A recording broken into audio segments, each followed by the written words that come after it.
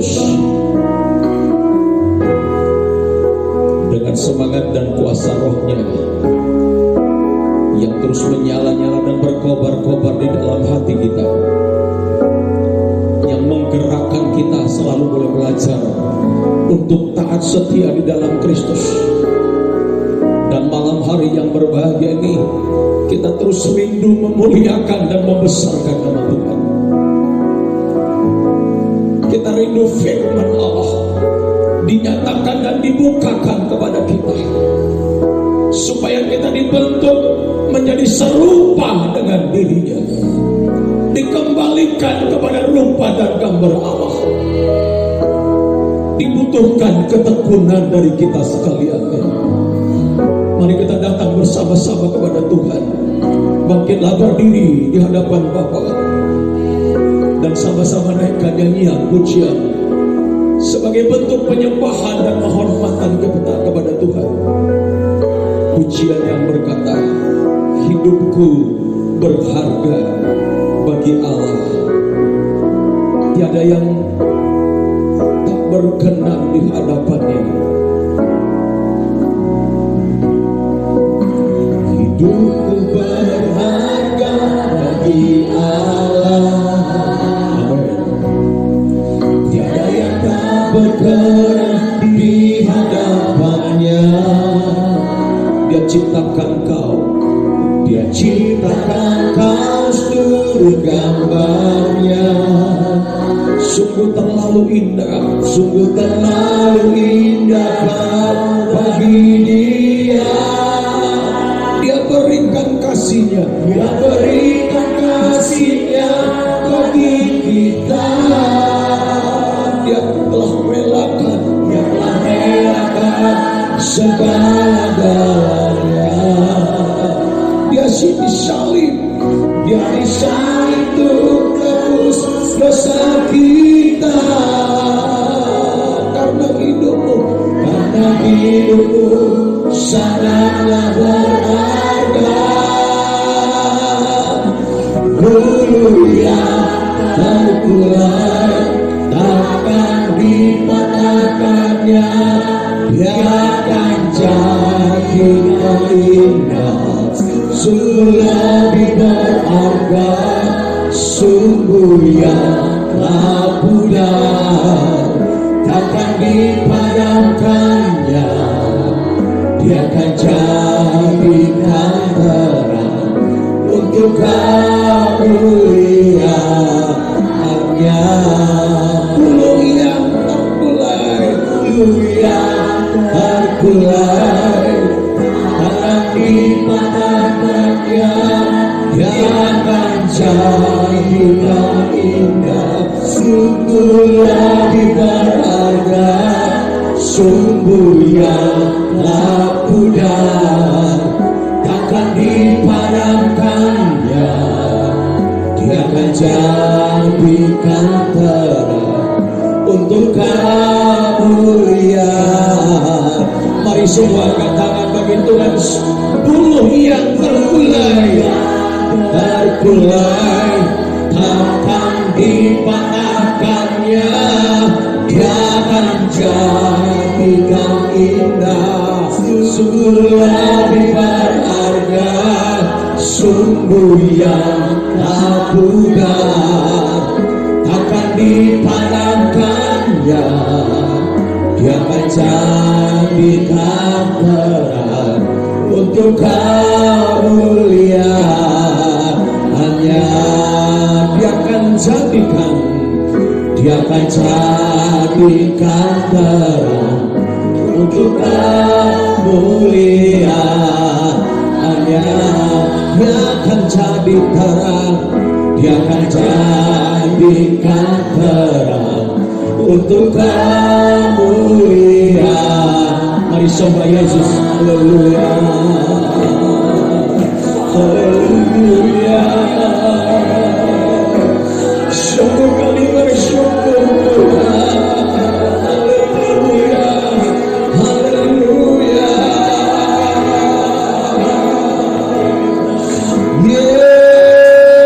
Yesus, haleluya.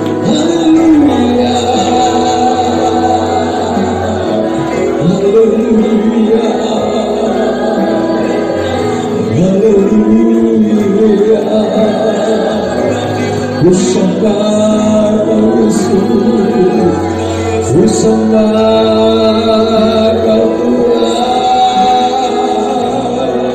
Haleluya, haleluya,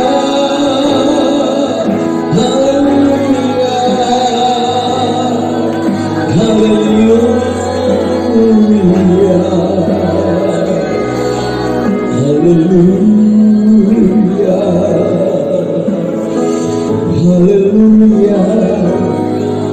haleluya, haleluya, haleluya, haleluya. Tuhan, Engkau dahsyat dan luar biasa dalam kehidupan ini. Engkaulah yang memberi kesempatan itu bagi kami. Engkau yang menyatakan kemurahan hati-Mu bagi kami, sehingga kami boleh ada sampai hari ini. Dan kami belajar menuruti firman Allah. Kami belajar mengikuti apa yang Kau perintahkan, supaya kami tidak sama dengan dunia ini, tapi keserupaan dengan Kristus adalah menjadi tujuan hidup kami. Itu sebabnya Engkau bekerja sampai hari ini untuk membawa kami, membentuk kami menjadi seperti yang Kau kehendaki.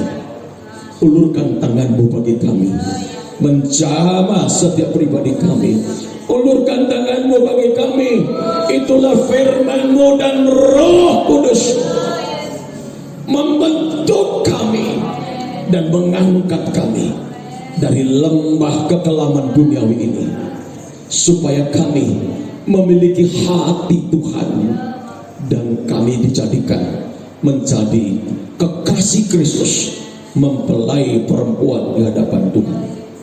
Berbicaralah Tuhan pada kami pada saat malam hari ini. Kami siap menerima dan mendengar. Lanjutkan kasih sayang-Mu dan kasih setia-Mu dalam kebenaran-Mu Tuhan, agar kami Tuhan bisa menangkap sesuatu dari kebenaran-Mu. Dan suratilah, tulisilah di dalam hati kami, dalam akal budi kami, sehingga setiap hari hidup kami semakin berkenan di hadapan Tuhan. Urapi hamba-Mu yang berbicara atas nama Tuhan. Di dalam nama Yesus Kristus kami mengucap syukur dan berdoa. Haleluya. Yang siap mendengar firman sama-sama katakan amin. Amin. Silakan duduk kembali, saudara dan saudari yang kekasih dalam Tuhan. Dan salam sejahtera dari Yesus Kristus kepada kita sekaliannya. Malam hari yang berbahagia ini kita akan mendengarkan kebenaran firman Tuhan setelah kita pada hari Kamis kemarin kita merayakan satu hari raya besar bagi orang percaya, memperingati tentang hari kenaikan Yesus Kristus ke sorga yang telah berlangsung 2000 tahun yang lalu. Betapa pentingnya kita merayakan itu, saudara-saudara yang kasih. Kenapa? Karena kita diingatkan kembali, dan apa yang Tuhan ingatkan dalam diri kita adalah menggairahkan sebuah pengharapan kepada kita. Sebab ketika Dia naik ke sorga, memperdamaikan kita. Dia naik bukan membawa darah lembu jantan, bukan membawa darah domba, tapi membawa darahnya sendiri untuk memperdamaikan. Dan setelah itu Dia berkata untuk menyediakan tempat kepada kita, kepada orang-orang kudus Tuhan, kepada orang-orang yang mau dipisahkan dari cara dunia, kehidupan dunia, dan percintaan dunia. Saudara kekasih, menarik untuk kembali. Kalau malam hari ini saya mau menyampaikan berkaitan tentang tempat yang disediakan oleh Allah kepada kita. Karena memang dunia yang kita tempati sekarang ini bukanlah tempat yang sesungguhnya bagi kita. Bukan. Tetapi dunia ini adalah tempat sementara saja. Kita di sini menumpang sebagai orang asing. Kita di sini sebagai pendatang saja, seperti perantau. kita bagaikan seperti musyafir saja. Dunia ini bagaikan perlintasan. Ya, dunia ini bagaikan tempat bermisi Allah dengan orang-orang kudusnya, misi penyelamatan yang dari Tuhan. Saudara-saudaraku, saya masih menyampaikan mengenai hal itu kepada kita. Anggaplah ini sebagai sesi yang ketiga dalam pemberitaan mengenai hari kenaikan Yesus ke sorga. Sebab sangat begitu penting. Dalam Ibrani pasal 13 ayat yang ke-14. Dalam Ibrani pasal 13 ayat yang ke-14, demikian firman Allah. Saya bacakan kepada kita, saudaraku. Sebab di sini kita tidak mempunyai tempat tinggal yang tetap. Saya ulang baca. Sebab di sini atau di bumi ini kita tidak mempunyai tempat tinggal yang tetap. Kita mencari kota yang akan datang. Ya, kita mencari kota yang akan datang. Saudara-saudara, Tuhan memindahkan kita dari dunia yang rusak. Bukankah dunia ini sedang rusak? Dirusak oleh dosa, dirusak oleh setan, sehingga yang terjadi justru di dunia ini adalah pemberontakan kepada Tuhan, perlawanan kepada Tuhan. Padahal sebenarnya Tuhan menciptakan langit dan bumi ini adalah bertujuan untuk kebaikan dari nama Tuhan, agar nama Tuhan ditinggikan dan nama Tuhan yang dipermuliakan. Saudara dan saudariku yang kekasih di dalam nama Yesus Kristus, kita tidak mempunyai tempat tinggal yang tetap. Dari kalimat ini kita temukan bahwa ini tempat yang sementara, tetapi kita harus terus bergerak mencari kota yang akan datang. Dunia ini tidak ada ubahnya, seperti tempat sampah. Itu sebabnya Tuhan tidak akan sayangkan nanti dunia ini akan dihancurkan, digulung bagaikan gulungan kita. Bersamaan dengan itu, saudaraku, sebelum hal itu terjadi, orang-orang kudus telah dipindahkan. Ya, telah dipindahkan, diangkat oleh Tuhan dari dunia yang sudah berubah seperti tempat sampah ini ke sebuah kota yang dibangun oleh Allah.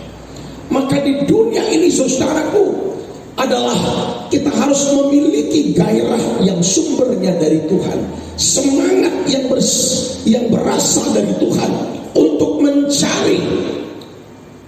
Ada kesungguh-sungguhan, ada kegigihan yang betul-betul menonjol dari hidup orang-orang yang mau meninggalkan dunia ini atau melepaskan statusnya di dalam dunia ini untuk kembali kepada rumah Bapa di dalam surga.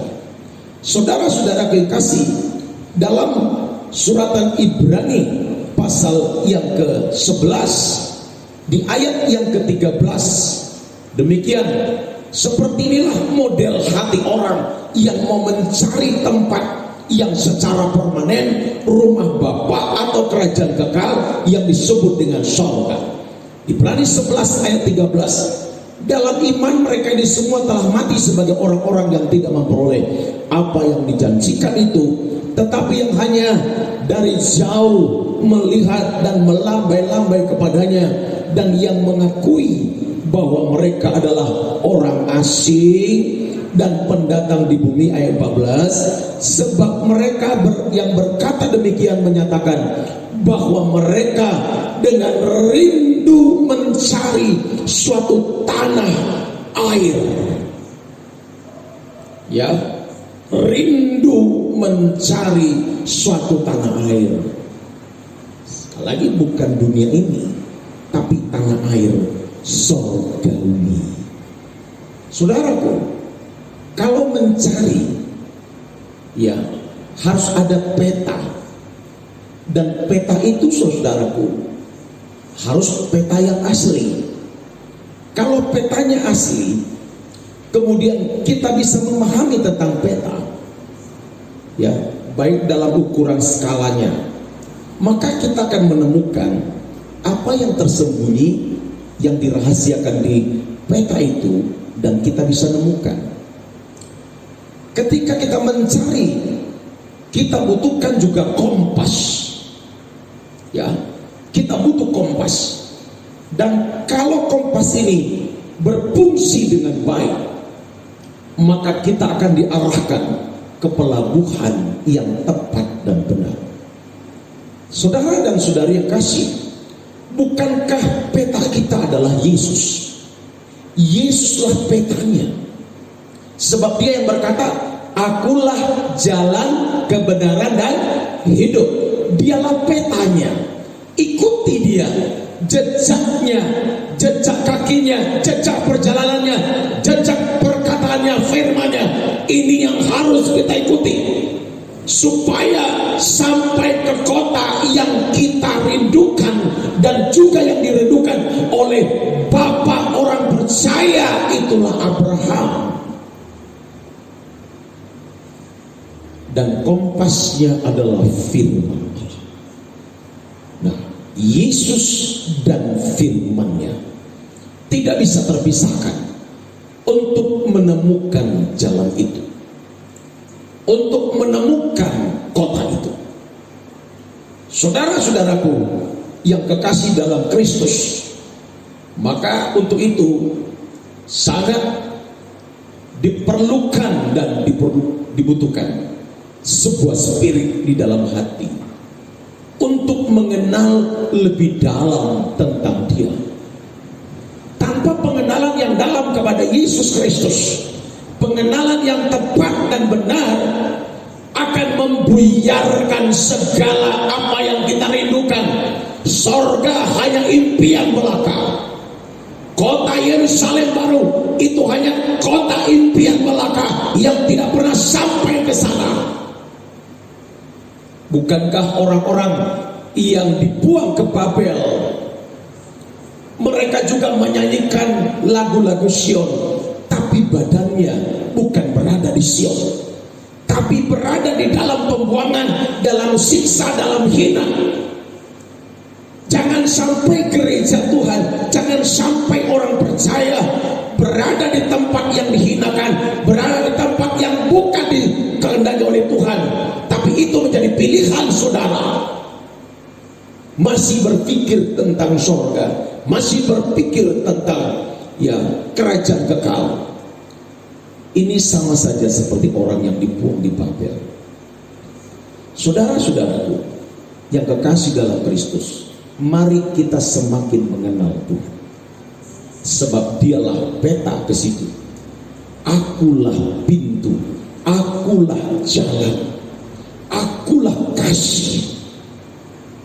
Ya, kita kenal pribadi Dia, maka kita akan menemukan kota yang dibangun, direncanakan oleh Allah. Di mana di kota itu, saudara kekasih, dalam Wahyu pasal yang ke-21 diberi gambaran yang luar biasa bahwa kota itu adalah kota yang penuh dengan kemuliaan Allah. Kota yang dahsyat, ya, kota yang luar biasa. Dan kota itu disebut dalam ayat 2-nya adalah Yerusalem yang baru, yang digambarkan seperti pengantin perempuan yang berhias berdandan untuk suaminya. Cantik, keren, ya. Dalam ayat yang keempat, dalam ayat yang keempatnya, tidak ada lagi di situ air mata, tidak ada di situ maut, tidak ada perkabungan, dan tidak ada ratapan tangis maupun duka cita, sebab segala sesuatu yang lama telah berlalu. Di mana tempatnya? Yerusalem baru. Itulah kota yang akan kita tuju. Itulah kota yang secara permanen. Dan kota itu, ayat yang ke-11 dalam Wahyu pasal 21, penuh dengan kemuliaan Allah. Penuh dengan kemuliaan Allah. Tidak dibutuhkan lampu penerang seperti yang kita punya di dalam dunia, tapi anak domba Allah, itulah Yesus Kristus, sebagai cahaya lampu yang menerangi, dan tidak ada sedikit pun kegelapan di sana, saudara. Memang di dunia ini kita harus siap berkeluh kesah. Di dunia ini siap kita berjuang, saudara-saudaraku. Memang harus berjuang di dunia ini. Dan harus belajar untuk tabah. Untuk sampai ke sana memang harus berjuang. Dan perjuangannya harus gigih. Betul-betul gigih. Ya, jangan loyo-loyo, saudaraku. Orang yang loyo-loyo, dia sudah menunjukkan dia memang gak pantas ke sana. Harus punya semangat. Walaupun Anda mungkin secara fisik badanmu sakit, tapi ketika gairah rohmu tertuju kepada kota yang dibangun oleh Allah, engkau akan berkata, tidak ada artinya penderitaanku yang sekarang, tidak ada artinya dengan sakitku yang sekarang. Aku harus memikirkannya setiap hari. Aku harus merenungkannya setiap hari. Hatiku, cintaku harus ada di sana setiap hari. Begitu. Jadi tidak boleh ya dirusak konsentrasi kita oleh perjuangan-perjuangan di dalam dunia ini, oleh penderitaan yang dialami dalam dunia ini. Tidak boleh sama sekali, saudara. Tidak boleh sama sekali. Itu sebabnya Paulus berkata dalam 1 Korintus pasal yang ke-5, kita temukan bahwa ya, dia rela untuk benar-benar berjuang. Dia rela betul-betul dia mengalami penderitaan. Dia tidak akan takut dengan penderitaan, saudaraku. Dia hadapi semua penderitaan. 2 Korintus pasal 5 ayat 8 dan 9. Ya. 2 Korintus pasal yang ke-5 ayat 8 dan 9. Saudara-saudaraku, ya. 2 Korintus pasal yang ke-5 ayat 8 dan 9. 2 Korintus. Ya, komputer 2 Korintus ya, bukan 1 Korintus ya. Ya, coba diperhatikan, saudara. Ya, tetapi hati kami tabah dan terlebih suka kami beralih dari tubuh ini untuk menetap pada Tuhan. Ayat 9. Sebab itu juga kami berusaha, baik kami dalam tubuh ini maupun kami diam di luarnya, supaya kami berkenan kepada Allah. Saudara-saudara, ada semangat ke situ. Semangat juangnya tinggi. Pernahkah saudara mengikuti sejarah daripada Paulus? Dulu dia bernama Saulus. Ketika dia bernama Saulus, ya, dia memang memiliki karakter yang ganas. Tapi setelah itu, saudaraku, Tuhan menangkap dia dan menjadikan dia menjadi rasul. Menjadikan dia menjadi rasul atau pemberita kebenaran. Nah, yang selanjutnya Paulus mengalami banyak penderitaan oleh karena Kristus, oleh karena kebenaran, oleh karena pemberitaan Injil. Oleh karena pemberitaan Injil, dia banyak menanggung semua penderitaan dan cobaan dari pihak orang-orang Yahudi, padahal sebenarnya dia orang Yahudi. Dia punya masyhab sebagai orang Farisi. Tetapi ketika Kristus ada di dalam hidupnya, dia mendapat tekanan penderitaan yang luar biasa, tapi gairah yang dia punya tidak pernah surut. Bahkan dia berani berkata, saudaraku, yang dikejarnya, yang diupayakannya, bagaimana supaya perkenanan Allah ada di dalam dirinya. Bagaimana supaya perkenanan Allah ada di dalam hidupnya. Itu yang kita kejar sekarang. Ini yang kita upayakan, saudara-saudaraku. Gerakan yang seperti ini, semangat yang seperti ini harus kita kejar, harus kita miliki. Menunjukkan bahwa sekalipun secara fisik aku di dalam dunia ini, tapi rohku, gairahku, semangatku adalah bersumber dari sorga. Ya, jadi gairah kita itu saudara, walaupun di bumi, tapi gairah kita bukan lagi gairah bumi, bukan lagi cara dunia, tapi cara surga. Ini yang kita kejar. Kemarin saya sebutkan nama Henok. Gairah yang dimiliki oleh Henok, kerennya luar biasa, sangat luar biasa.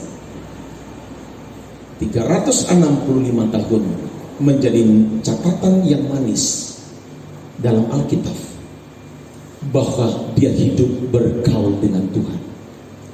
Ketika dia hidup bergaul dan berjalan bersama dengan Tuhan, catatan manis Alkitab berkata dia memiliki kesaksian. Sekarang pertanyaannya, kesaksian apa yang sudah kita punya? Perlu dipertanyakan ini kepada diri kita masing-masing, supaya kita berusaha secara maksimal seperti Paulus yang berkata dia rela terpisah dari tubuh jasmaniah ini supaya dia memiliki gairah dari Tuhan dan memiliki perkenanan Allah dalam hidupnya. Perlu ditanya dan harus kita jawab lewat perbuatan kita, lewat perjalanan kita dalam tuntunan Tuhan sampai ke tanah perjanjian Allah, sampai kepada tujuan yang benar di dalam Kristus. Kesaksian apa yang sudah kita punya? Di waktu yang singkat dan sempit ini, disinilah kita harus menunjukkan kesaksian itu. Saya sebagai hamba Tuhan hanya menyampaikan kepada saudara.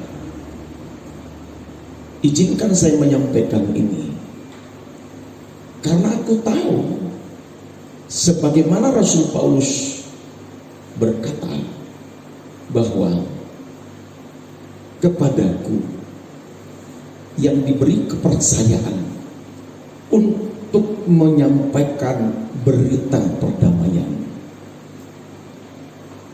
Orang-orang kudus Tuhan, hamba-hamba Tuhan yang punya kehidupan dan komitmen untuk berjalan berdampingan dengan Kristus.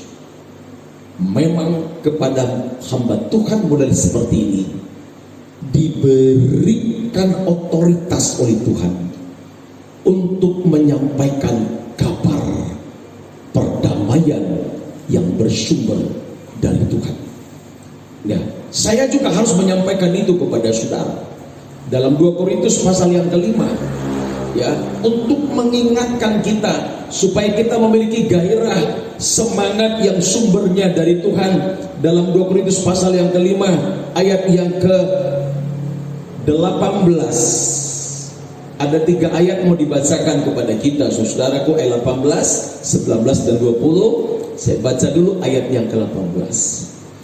Dan semuanya ini dari Allah yang dengan perantaraan Kristus telah mendamaikan kita dengan dirinya, dan yang telah mempercayakan pelayanan pendamaian itu kepada kami. 19 diulang lagi. Sebab Allah mendamaikan dunia dengan dirinya oleh Kristus, dan dengan tidak memperhitungkan pelanggaran mereka, Ia telah mempercayakan berita pendamaian itu kepada kami. 2 kali telah mempercayakan pelayanan pendamaian itu kepada kami di ayat 18. Ayat 19 juga terakhirnya dikatakan Ia telah mempercayakan berita pendamaian itu kepada kami. Maka ayat yang ke-20 Paulus dengan tegas, saya juga harus menyampaikan dengan isi hati Tuhan, dengan segenap hatiku untuk berkata seperti ayat 20 ini. Jadi kami ini adalah utusan-utusan Kristus, seakan-akan Allah menasihati kamu dengan perantaran kami dalam nama Kristus. Kami meminta kepadamu, berilah dirimu didamaikan dengan Allah. Selama belum berdamai dengan Tuhan, memang kita tidak memiliki gairah itu. Kita tidak akan menunjukkan spirit, kemana sih tujuan akhir hidup saya. Tapi kalau sudah diperdamaikan dengan Tuhan, maka Tuhan akan terus berbicara, menyampaikan isi hatinya, rahasia kehendaknya kepada orang yang telah berdamai dengan Dia. Saya sebagai hamba Tuhan tetap akan menyampaikan kepada kita sekalian, baik jemaat yang hadir di gereja, jemaat yang juga mengikuti live streaming ini, baik melalui FB maupun juga YouTube. Demikian juga kepada saudara-saudara dimanapun Anda berada. Saya mengasihi saudara, tapi sebagai hamba Tuhan, saya sampaikan, berilah dirimu diperdamaikan kepada Tuhan malam hari ini, supaya sampai ke kota yang dibangun, direncanakan oleh Allah, Yerusalem yang baru, di mana maut tidak ada lagi, tidak ada tangisan, ratapan, duka cita tidak ada. Yang lama sudah berlalu, di dalamnya hanya ada kemuliaan Allah. Saudara-saudaraku, beri dirimu didamaikan setiap hari. Henok bergaul dengan Tuhan. Dalam pergaulannya dengan Tuhan, sudah pasti dia berdamai dengan Tuhan. Ya, sudah pasti dia berdamai dengan Tuhan. Makanya dia begitu langgengnya bergaul dengan Tuhan. Dan rahasia pergaulan yang sangat menarik adalah kepada dia diberitahukan semua rahasia kehendaknya. Dalam Mazmur pasal 25 ayat yang ke-14, hidup bergaul, hidup dalam perdamaian dengan Tuhan. Maka ketika bergaul dengan Tuhan, kita pun akan menikmati Allah membukakan rahasia perjanjiannya. Tidak ada yang ditutupi oleh Tuhan. Saudara-saudaraku, tidak ada yang ditutupi, semua dibuka. Karena cinta, firman Allah ini terbuka kepada kita. Bukan seperti membaca sesuatu yang bisa dilihat luar tapi tidak memahami bagian dalamnya. Tapi Yesus, ketika kita sudah berdamai dengan Dia dan kita diperdamaikan oleh darahnya dan korbannya, maka kita pun diberi karunia untuk mengerti dari perjanjian yang dibuka.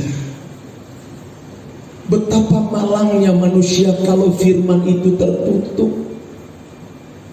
Jika Injil yang kami beritakan masih tertutup juga, kata Rasul Paulus dalam 2 Korintus pasal yang keempat ayat yang ketiga, Alkitab berkata, maka tertutuplah itu kepada orang yang akan binasa.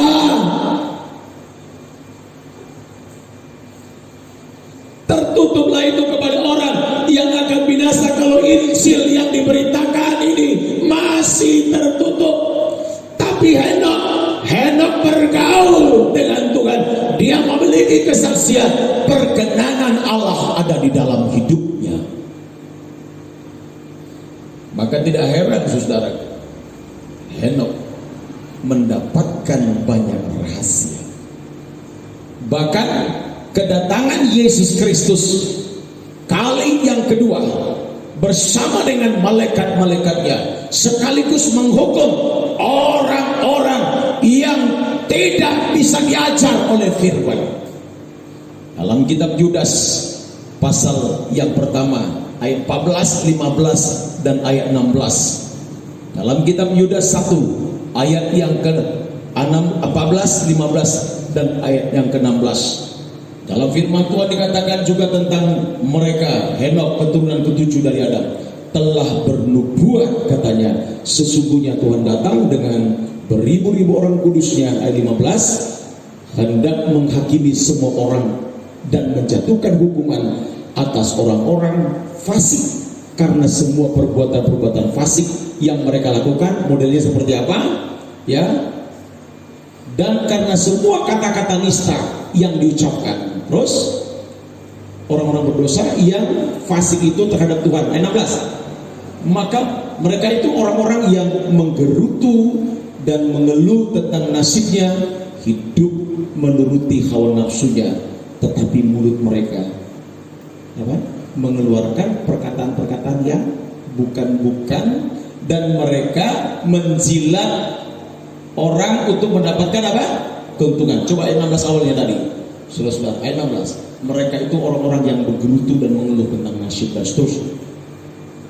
Itu dihukum oleh Tuhan. Ya. Itu dihukum oleh Tuhan.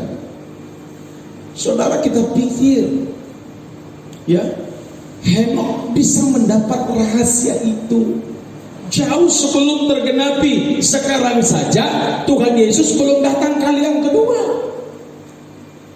Kita saja sedang menanti-nantikan kedatangan Tuhan kali yang kedua. Tapi Henok, keturunan ketujuh dari Adam, dia sudah melihat itu. Kenapa? Sesuai dengan Mazmur 25 ayat yang ke-14 tadi, dia bergaul dengan Tuhan, berjanjian rahasia kehendaknya disingkapkan oleh Allah. Nah, saudara-saudaraku, demikian juga kita sekarang menjelang kedatangan Tuhan kali yang kedua, baik yang muda sampai yang tua, jemaatkah ia ataukah pelayan gereja, semuanya ini waktunya untuk kita boleh mendapatkan rahasia kebenaran Allah yang semakin dibukakan. Ya, harus semakin dibukakan, dan kita yang menjadi pelakunya seperti nubuatan dalam kitab Joel. Saudara-saudaraku, kita harus punya semangat ke sana. Bekerja, silakan bekerja. Semangatmu tetap ke sana. Berusaha berbisnis, silakan berusaha, silakan berbisnis, tapi hatimu tetap ke sana. Haleluya. Itu, saudara-saudara berkasih, Elia juga sama. Elia gigih, bahkan untuk membela nama Tuhan, membela kebenaran, nyawanya pun dipertaruhkan.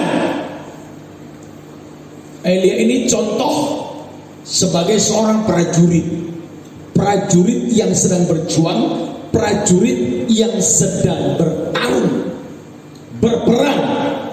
Dia contoh prajurit Kristus. Ayo, model mana yang saudara mau ikuti?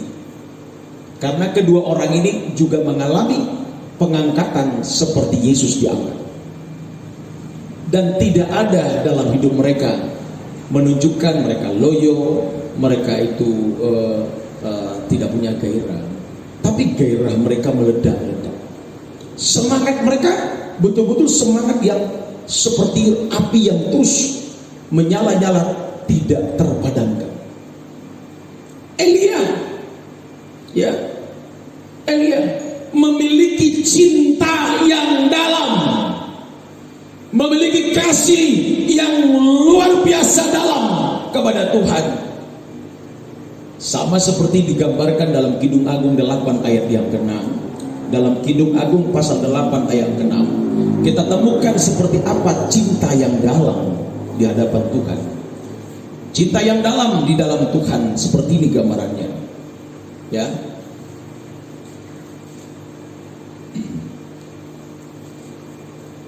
Saudara-saudaraku, ayat yang ke-6, taruh aku seperti materai pada hatimu, seperti materai pada lenganmu. Ini yang diperhatikan.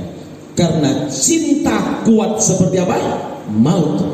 Kegairahan gigih seperti dunia orang mati. Nyalanya adalah nyala api seperti nyala api Tuhan. Itulah cinta. Maut, tidak mau tahu, tidak takut dengan maut. Sama seperti prajurit, karena cintanya kepada Tuhan dan dia mau tetap berjalan lurus di dalam Kristus, maka menegur raja-raja pun dia tidak takut. Berhadapan dengan Nabi Baal pun dia tidak takut. Ya, saudara-saudara, ini sebuah kesaksian. Ketika saya pelayanan di Lampung, posisi pelayanan saya waktu itu adalah di Kota Bumi. Tapi saya juga punya pelayanan dulu di satu tempat namanya Bangun Rejo di Lampung Tengah. Di situ saya banyak mendoakan orang-orang yang sakit. Dan bukan saja orang sakit, tapi orang-orang gila. Saya sudah pernah melayani orang gila, dan orang gila saya doakan di rumah sakit umum di Tanjung Karang, di rumah sakit orang gila khusus maksud saya di Tanjung Karang, dan kemudian perempuan ini bisa pulang dan melanjutkan kuliahnya di Jawa. Saya pernah melayani juga orang gila yang sudah dipasung di Bangun Rejo. Nah, waktu itu saya menumpang di salah satu kenalan sahabat kerabat, dan setiap minggu saya ada 2 atau 3 hari berada di daerah itu. Ketika itu saya menyuruh orang yang dipasung ini dilepaskan. Orangnya sudah berumur sekitar 26 atau 28 tahun, laki-laki. Dan orang ini bisa menjadi gila, diracun oleh setan, karena ketika dia kelas 2 SMA, dia sudah belajar mencari ilmu, berguru kepada banyak guru. Itu kesaksian orang tuanya. Saudaraku yang kasih, ya, ketika saya ke sana, waduh, memang tempatnya dia dipasung pun luar biasa bau, karena bisa saja dia buang air kecil, air besar di situ, dan itu bau sekali. Dan orangnya pun tidak pernah dimandikan. Dan saya masuk ke ruangannya di mana dia dipasung, dan ketika itu saya berdoa, Roh Allah berkuasa, dan saya tepang tangan orang itu, dan saya bilang, saya tanya kepada kedua orang tuanya, percayakah kalian kepada Yesus Kristus? Ketika itu dia jawab, kami percaya. Kalau kamu percaya, lepaskan dia. Dilepaskan malam itu. Saya tidur di rumah itu malam itu, saudaraku. Dan perjuangan memang, ya, di malam itu ketika saya lepaskan dia dari dipasung, ya, saya merasakan sesuatu di rumah itu seperti ada gumpalan gelap sekali, saudaraku. Padahal ada cahaya lampu, tapi gelap. Nah, ketika itu, ya, orang tua dari yang sakit ini, ya, pun merasakan sesuatu di kamar sehingga dia tiba-tiba keluar dari kamar. Saya di kamar sebelahnya, saya langsung bangun. Ada apa, Bu? Dia bilang, Pak, kami takut sekali. Apa yang kau takutkan? Saya bilang, saya merasakan suasana itu. Tapi orang ini yang saya doakan tadi di kamar dia duduk. Saya lihat di kamar dia duduk begitu. Nah, tetapi ada roh jahat yang waktu itu mencoba untuk melawan kami di situ. Terjadilah pertarungan, saudara. Nah, ketika itu bapak ini bilang begini, Pak, ada satu lagi yang belum saya kasih tahu sama Bapak. Dulu dukunnya anak saya ini pernah memakukan paku 5 inci di tiang rumah yang di tengah, karena rumahnya itu setengah batu, kemudian di tiang tengahnya itu ada kayu bulat dari jati, dan itu sampai ke atas sana. Disitulah dipakukan 5 inci paku, dan memang betul-betul tidak nampak, saudara. Nah, dengan kalimat dari dukun itu berkata bahwa siapapun yang bisa mencabut paku ini tanpa merusak kayunya, maka baru sembuh anak ini. Jadi mana mungkin dicabut pakunya tanpa bisa merusak kayunya, pasti rusak. Nah, saya bilang mana? Oh, ternyata kepala pakunya itu yang nampak, Saya langsung doa dalam nama Yesus, segala kutuk-kutuk ya dihancurkan dalam nama Yesus. Saya suruh mereka dulu di ruang tamu, saya keluar. Saya baru pernah melihat pertama sekali dalam hidup saya ya ada gumpalan ya awan yang gelap menutupi rumah itu. Saya keluar, saya melihat sendiri, ini bukan omong kosong. Yesus tahu apa yang saya ceritakan. Ya, Yesus tahu apa yang kusampaikan ini, dan tidak ada dusta di situ, saudara. Ya, saya melihatnya itu, Tuhan, ternyata rumah ini betul-betul gelap, berbeda dengan rumah yang lain. Saya berteriak-teriak di halaman rumah itu, Yesus, Yesus. Saya tidak mau mundur. Kalau saya mau pergi pulang ke tempat saudara, bisa pulang. Saya tinggalin orang itu. Tapi saya mau ya supaya Tuhan dipermuliakan. Saya belajar menjadi prajurit Kristus. Saya bertarung, berseru dalam nama Yesus. Pekerjaan setan iblis, kuhancurkan dengan kuasa Tuhan. Seperti asap yang ditiup oleh angin, seketika dia bergerak dengan cepat menghindar jauh. Dan setelah itulah saya berdoa dan bersyukur. Saya topang tangan orang tua ini, ibu dan bapak ini, saya topang tangan. Setelah itu saya ajak ke kamarnya lagi. Orang ini masih duduk di situ. Saya topang tangan dalam nama Yesus. Terjadi pemberontakan sedikit, dan setelah itu dia rebah dan tertidur. Malam itu kami bisa tertidur. Kalau mau mundur karena melihat situasi itu, mungkin saya bisa pergi selamatkan diri, tapi tidak. Seorang prajurit Kristus tidak boleh mundur. Elia, dia tidak mundur berhadapan dengan 450 Nabi Baal, tidak mundur. Saya sudah pernah saksikan kepada saudara, ada 3 tokoh penyesat yang pernah membagi-bagikan traktat, dan berani pula dia dengan traktat waktu itu ke dalam gereja. Ya, waktu itu saya di belakang gereja. Yang terima dulu Ibu Gembala. Ya, traktat itu. Nah, diterima, kemudian suruh duduk, dia langsung pergi. Dan saya datang dari sana masih pakai celana pendek. Saya bilang, ya Pak, kok langsung buru-buru pergi? Gitu. Ya, kok langsung buru-buru pergi? Ya, katanya. Ya udah Pak, kami hanya bagi-bagi itu saja. Oh, sini sebentar. Saya tidak mau baca itu traktat. Saya mau dari mulut mereka. Siapa mereka? Saya bilang, saya salam mereka. Bapak siapa? Kami dari organisasi saksi ini. Begitu. Ya. Oh, saya sudah lama menunggu-nunggu. Masuk dulu, jangan keluar. Masuk. Ya. Waktu itu ada dari Ambon, ada satu dari Manado, satu orang Batak. Mereka tokoh-tokohnya yang bisa mereka berhadapan dengan hamba Tuhan yang hebat sekali itu. Dan mereka itu ya betul-betul diperlengkapi. Saya bilang jangan pergi dulu, masuk. Nggak apa-apa Pak, nggak apa-apa Pak, itu aja lah, dibaca-baca dulu. Enggak, masuk dulu. Saya mau mendengar sendiri penjelasan kalian. Begitu duduk saudaraku, ya, begitu duduk, saya ganti celana panjang sebentar.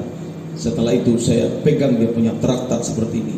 Saya hanya lihat saja tentang kebenaran yang sejati yang mereka sampaikan. Saya tidak kasih ngomong sepatah kata pun. Saya jelaskan tentang kebenaran yang sejati, itulah Yesus Kristus. Ya, saya jelaskan kepada dia. Setelah sejelas-jelasnya, saya jelaskan tentang Bapa, jelaskan tentang Yesus, jelaskan tentang Roh Kudus. Maka 3 orang yang berasal dari saksi itu, ya, mereka terdiam. Sekarang kamu yang bicara, ya, atau benarkah yang kusampaikan ini? Mereka berkata, iya Pak, benar. Kalau gitu saya akan doakan kalian. Saya doakan tepang tangan ini 3 orang, saudara. Nggak peduli saudara kasih. Nah, jadi kita nggak boleh disesatkan. Harus jadi prajurit Kristus, gigih membela kebenaran firman Allah. Sebab orang-orang yang bisa terangkan nanti pada kedatangan Tuhan kali yang kedua harus memiliki semangat yang gigih. Berhadapan dengan saksi itu, saudaraku, langsung mundur KO. Bagaimana saudaraku berhadapan dengan pekerjaan-pekerjaan setan yang tidak mungkin lagi bisa dibedakan mana sumbernya dari Tuhan, mana yang dari setan. Tidak tahu, nanti dalam kitab Wahyu kan jelas begitu. Patung pun bisa diberi nyawa oleh mereka. Bagaimana orang-orang yang seperti ini kita hadapi, saudara? Dan tidak ada fine kepada orang seperti itu. Kita harus fight. Kita harus fight. Ya, seperti seorang prajurit. Dalam 2 Timotius pasal yang kedua, ayat 3 dan 4. Orang-orang yang nanti berlayak juga terangkat hidup-hidup sampai di kota yang penuh dengan kemuliaan adalah bertipekan seperti Elia, bersiwa seperti seorang prajurit. Begitu. Ya. Jangan konyol. Jangan bodoh. Jangan mau diperdaya. Tapi ayo, saya sampaikan ini kepada saudara, memotivasi. Jangan sampai ditinggalkan Tuhan. Tidak ada namamu dalam kitab kehidupan anak domba Allah. Tidak ada namamu di dalam kota Yerusalem baru, karena kau tidak punya semangat, karena kau tidak penuh dengan roh Tuhan. Tapi kalau ada roh Tuhan dalam hidupmu, engkau terus akan berpacu pada lintasan orbit yang ditetapkan oleh Tuhan. Tidak keluar dari situ, tidak menyimpang. Anak-anak Tuhan dengar baik-baik, remaja pemuda yang hadir ini, ya, sekarang kalian tunjukkan semangat itu. Kalau kalian rontok hanya karena WA, oleh karena Facebook, oleh karena postingan-postingan, dan kalian menghibur diri hanya dengan TikTok, bukan dengan firman Tuhan lagi penghiburan dalam hidupmu, celaka. Harus firman menjadi penghiburan. Saya tidak pernah menyalahkan yang namanya program TikTok, itu urusan mereka. Tapi anak Tuhan, saya sebagai hamba Tuhan, sebagaimana Paulus katakan tadi, kami juga diberi percaya untuk pemberitaan perdamaian. Saya juga harus berkata, berilah dirimu diperdamaikan dengan Tuhan, bukan dihibur oleh permainan-permainan palsu dari dunia. Itu permainan palsu. Pendeta pun tidak cocok, apalagi lagunya lagu dunia, mana cocok. Happy pula dengan itu, saudara. Ya, haleluya. Anak muda, jangan sampai kuliah kalian buat seperti itu. Tidak boleh pelayan, apalagi pelayan. Pelayan, ya, main-main gitu. Itulah penghiburanmu. Itulah penghiburanmu. Tidak lagi Tuhan. Harus Tuhan. Menyebut nama Tuhan pun di sini harus bisa hancur di sini. Hanya sebut saja nama Yesus ini bisa hancur, perasaan kita bisa hancur. Rindunya bukan main. Hanya sebut saja nama itu, oh, meresap luar biasa. Kepingin cepat bertemu dengan Dia. Saya katakan tadi saudara-saudara tentang Elia, dia berjiwa prajurit, patriot yang luar biasa. Dalam 2 Timotius pasal yang kedua tadi ayat 3, ikutlah menderita sebagai apa? Seorang prajurit yang baik dari Kristus Yesus. Ayat 4, seorang prajurit yang sedang berjuang, dia aktif, bukan tidak aktif. Dia bukan pasif tapi aktif. Seorang prajurit yang sedang berjuang, tidak memusingkan dirinya dengan soal-soal penghidupannya, supaya dengan demikian ia berkenan kepada siapa? Komandan. Katakan amin. Berkenan kepada siapa? Komandan. Berkenan kepada komandan. Ini yang bisa diangkat. Ini yang terangkat ke surga. Jangan hanya mimpi saja surga itu, tapi sesuatu yang menjadi kepastian dalam hidup kita. Kan sudah diberi garansi oleh Tuhan. Ketika kita diperdamaikan dengan Kristus, maka pasti selamat. Dalam Yesus tidak ada kata mudah-mudahan. Haleluya. Dalam Yesus tidak ada mudah-mudahan. Amin. Oh, tidak ada mudah-mudahan. Semua pasti. Coba buka dulu supaya tahu yang pasti. Sekarang setelah baca ayat ini dalam Roma pasal yang kelima, sampaikan, saksikan, teruskan materi khotbah ini kepada siapapun sebanyak-banyaknya, supaya orang lain terbuka mata. Hanya meneruskan saja. Berapa sih ya rupiah yang dikeluarkan hanya meneruskan materi khotbah yang berharga ini? Berapa? Jangan jadi pengecut. Karena ini kepastian, sebuah kepastian. Surga itu kepastian, keselamatan itu kepastian, bukan mudah-mudahan. Dalam Roma pasal yang kelima, ayat yang ke-9, perhatikan ayat 9. Sebaiknya nanti boleh dibaca mulai ayat 1, saudara. Lebih-lebih karena kita sekarang, bukan besok ya, sekarang ya, telah dibenarkan oleh apa? Darahnya. Kita apa? Pasti akan diselamatkan dari murka. Apa katanya? Pasti. Haleluya. Mana suka? Janji bohong atau janji pasti? Janji pas? Nah, kadang-kadang saudara-saudaraku, kita kebaktian pun ada orang-orang yang kebaktian gereja diumumkan ibadah jam 10, ternyata masuknya jam setengah 11, jam 10.15. Itu kan kebohongan. Masa di gereja ada kebohongan? Kalau disebut jam 10 harus jam 10. Haleluya. Nggak boleh dikurang-kurang. Ya, Tuhan engkau hadir di sini. Ya memang udah hadir Tuhan. Kamu yang nggak hadir-hadir, saudara. Makanya jemaat jangan sampai terlambat. Beribadah jangan biasakan terlambat. Ke surga pun pasti kau terlambat. Kalau masih terlambat masih enak lagi, ada kesempatan naik lagi, saudara. Kasihkan, ya, nggak masuk. Pasti. Haleluya. Ya memang pasti. Amin. Kalau anak garis jawabnya pasti. Ya. Coba kalau si Daniel tanya, Daniel pasti? Pasti. Ah, laki-laki tuh. Haleluya. Puji Tuhan. Tepuk tangan dulu yang keras bagi Tuhan Yesus Kristus. Amin. Surga itu pasti. Itu ayat 9. Ayat 10-nya apa?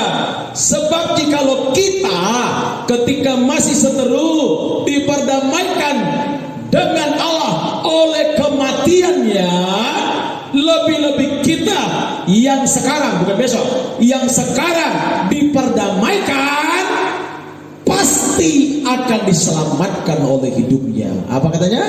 Pasti. Haleluya. Neti pasti. Amin. Haleluya. Puji Tuhan. Ocha pasti. Luar biasa. Harus punya spirit, semangat.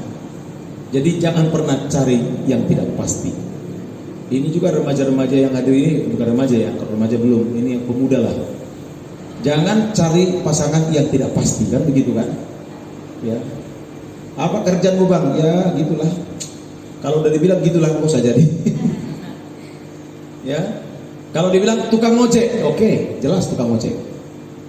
Karena tukang ojek itu adalah pekerjaan yang mulia, saudara. Ya. Apa kerjaan abang? Tukang cangkol deh. Oke, terima dia. Karena kerja tukang nyangkul juga halal di hadapan Tuhan. Apa tuh kerjaanmu bang? Tukang ngarit rumput untuk kambing. Wah, itu luar biasa itu, saudara. Terima. Ah, kalau tukang ojek, tukang pangkas, tukang ini mah nggak masuk sama saya. Kamunya yang kurang ajar, saudara. Ya, kamu beda-bedakan, kamu buat kasta-kasta manusia. Yang penting dia hidup dalam Kristus. Haleluya. Soal gantengnya itu nanti saja, kau make up setelah menikah. Yang penting rohaninya. Rohani kan nggak bisa di make up. Betul kan? Rohani mana bisa di make up? Ya, kau kudandanilah kau dulu bah, kuribonding dulu hatimu. Mana bisa kau ribonding hatimu? Nggak bisa. Kalau wajah, aduh. Makanya saudaraku, dokter gigi laku di mana-mana. Kenapa? Gigi yang bagus pun dikawati lagi, saudara. Dikawati, ya. Makanya kalau menonjolkan gigimu sedikit begini, justru itu yang bikin kau cantik, saudaraku. Karena orang hilang bukan langsung ditanya, cuma lah giginya, katanya saudaraku, ya kan? Tapi kalau rapi semua giginya itu, giginya rapi. Dulu bengkok-bengkok giginya, saudaraku. Bukan dia itu ke saya, karena giginya bengkok-bengkok dulu katanya, saudara. Jadi biarin aja, ya. Kalaupun hidungnya mancung ke dalam, tidak apa-apa, saudara. Ya, yang penting hatinya mancung kepada Tuhan. Berkenan hidupnya kepada Tuhan. Haleluya. Ayo jadi prajurit Kristus, punya semangat, punya spirit dalam Kristus.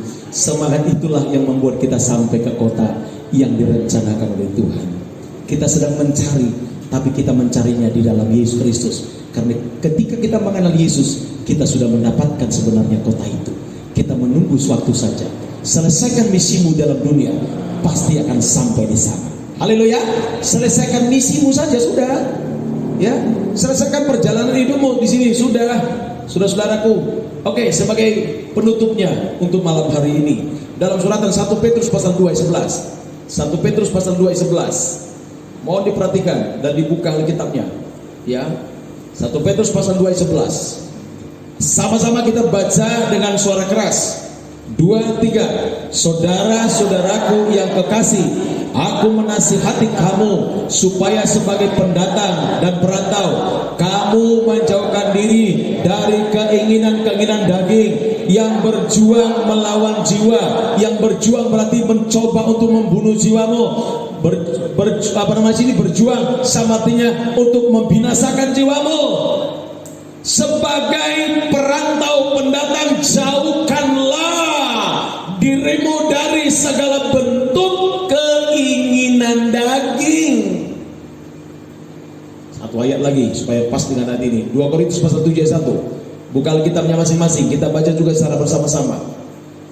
2 Korintus pasal yang ke-7 ayat yang pertama. Kita baca kembali ayat ini sebagai penutup untuk ibadah malam hari ini, saudara-saudara. Sudah ketemu, katakan amin. Baca 2, 3. Saudara-saudaraku yang kekasih, karena kita sekarang memiliki janji-janji itu, marilah kita menyucikan diri kita dari semua pencemaran jasmani dan rohani, dan dengan demikian menyempurnakan kekudusan kita dalam takut akan Tuhan. Katakan amin. Mari kita bangkit berdiri semua. Saudara-saudaraku yang kasih, yang mengikuti ibadah live streaming ini, saya Pendeta Ebenezer Silalahi tetap menyatakan kasih Tuhan memenuhi kita bersama. Saya mengajak kita berdoa untuk bangsa dan negara kita. Bapa dalam sorga, terima kasih atas firman-Mu pada malam yang berbahagia ini. Teruslah berbicara kepada kami, sebab kami haus akan firman Allah.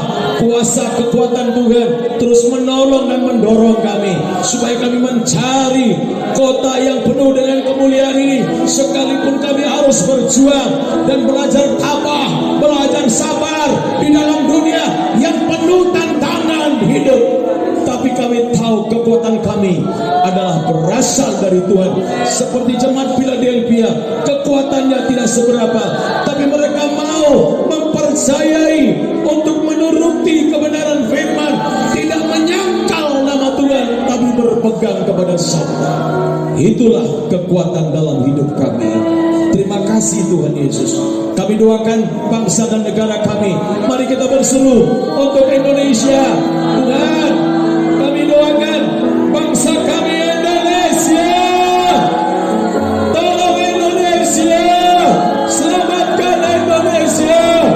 Biar semua kami menjadi pendua-pendua syafaat bagi Indonesia. Semua yang mengikuti ibadah live streaming ini menjadi pendua syafaat bagi negeri kami Indonesia. Selamatkan bangsa kami, lawanlah bangsa kami, ubah atmosfer bangsa kami, mempercayai kuasa Allah Jehovah Rafa yang sanggup untuk menyembuhkan dan memulihkan keadaan kami, ekonomi sukacita kami dan kekuatan kami dalam segala perkara. Jawablah doa kami, tolonglah kami, tolonglah saudara-saudara kami yang terbaring di rumah sakit, sekalipun secara fisik mereka positif corona, tetapi Tuhan, kami punya Allah yang hidup. Sekalipun mereka terbaring, tapi Tuhan bisa sembuhkan mereka. Dalam nama Yesus, Engkau meluputkan mereka dari maut. Dalam nama Yesus Kristus. negeri kami Indonesia. Tuhan tolong bangsa kami, Tuhan tolong presiden kami, tolong presiden kami, urapi presiden kami, berkati presiden kami, wakil presiden kami, menteri-menteri semuanya Tuhan, semua gubernur, bupati, wali kota, semua camat, semua kepala desa, kepala lurah, kepala kampung, kepala dusun, RT RW di Republik ini. Tuhan tolong mereka semua, biarkan bekerja secara jujur dalam Kristus. Berkati mereka, keluarga mereka, hidup mereka, masa depan mereka pada Tuhan. Lindungi kota Kandis Tuhan, lindungilah kota kami dalam tangan-Mu. Engkau sterilkan semuanya Tuhan.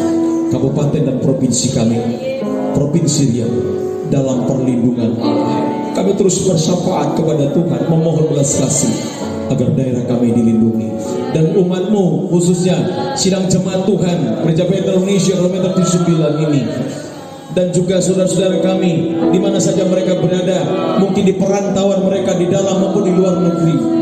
Demikian juga saudara kami yang mengikuti pada live streaming ini, kiranya malam hari ini dinyatakanlah kasih Tuhan bagi kami sekaliannya, biar semua udara yang kami hirup disterilkan oleh Tuhan di dalam nama Yesus Kristus. Tetap kekuatan perlindungan dan kesehatan kami, Engkau yang menjaminnya ya Tuhan. Terima kasih Tuhan, terima kasih, terima kasih. Berkati keluarga demi keluarga yang hadir ini, berkati remaja dan pemuda yang hadir ini, berkati penggembalaan ini. Nama-Mu saja yang ditinggikan dan yang dipermuliakan. Sebentar kami menutup ibadah kami, biarlah kami mengangkat tangan, Engkau yang turun tangan. Berkatilah umat-Mu. Haleluya.